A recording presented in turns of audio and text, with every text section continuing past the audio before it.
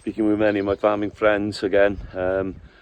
Many farmers aren't taking human sludge, and if you watch what's been happening in America, in Maine especially, and across another few counties, Texas as well, there's a few clips here. The first one is very, very scary, where they have been carrying human sludge onto a few farms which now have been shut down for food production.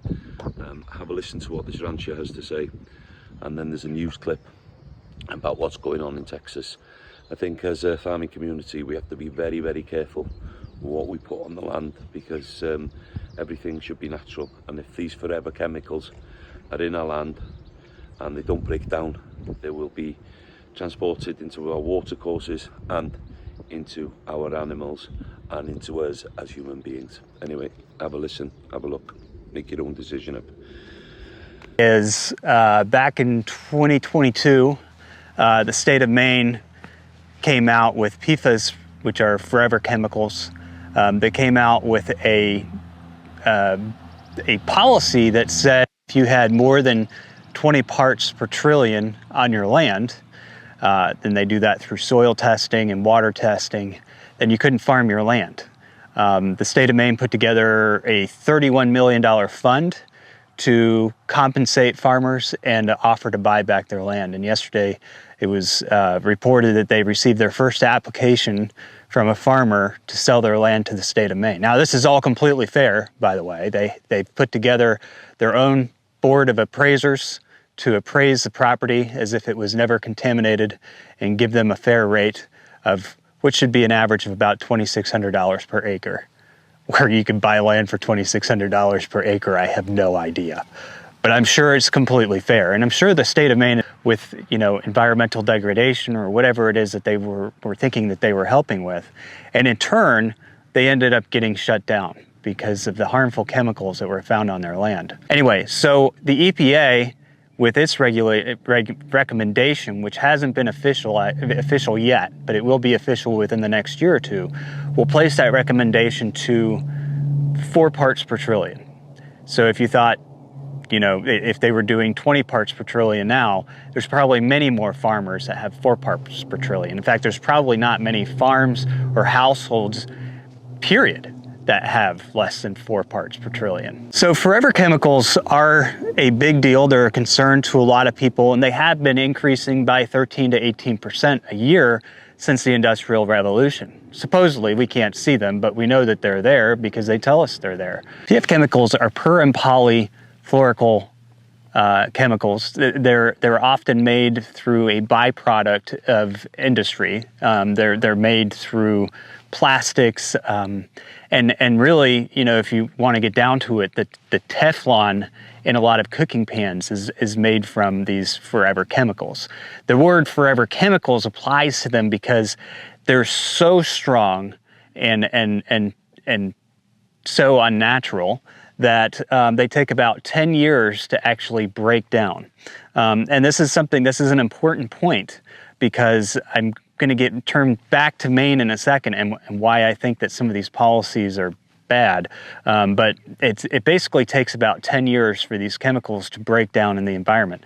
They've found the chemicals in people's blood. They found the chemicals in almost all of our water supply. The chemicals are everywhere, these forever chemicals at this point in time.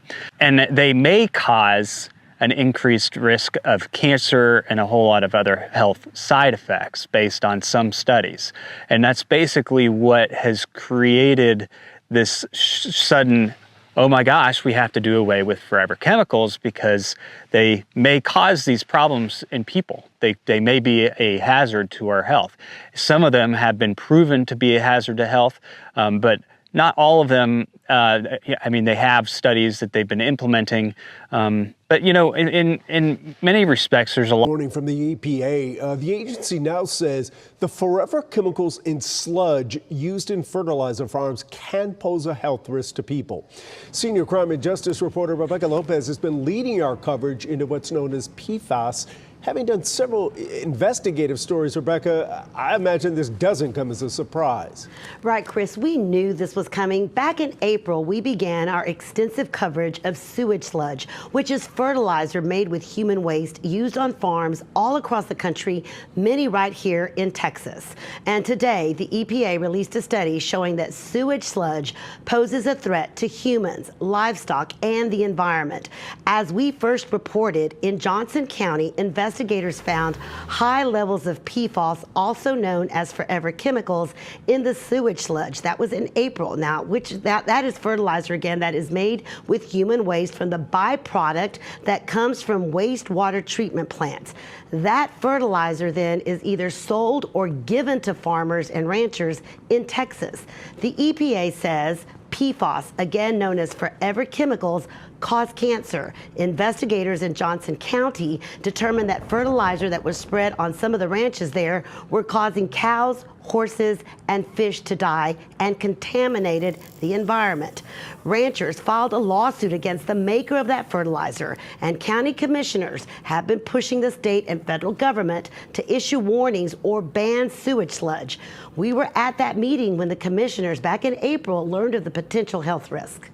These people were led to believe that this is safe, it's a cheap fertilizer, and it is, they've been victimized as much as anybody. And I literally was just, I shouldn't say it, but I'm going to. My first thought was, you know, this is Chernobyl.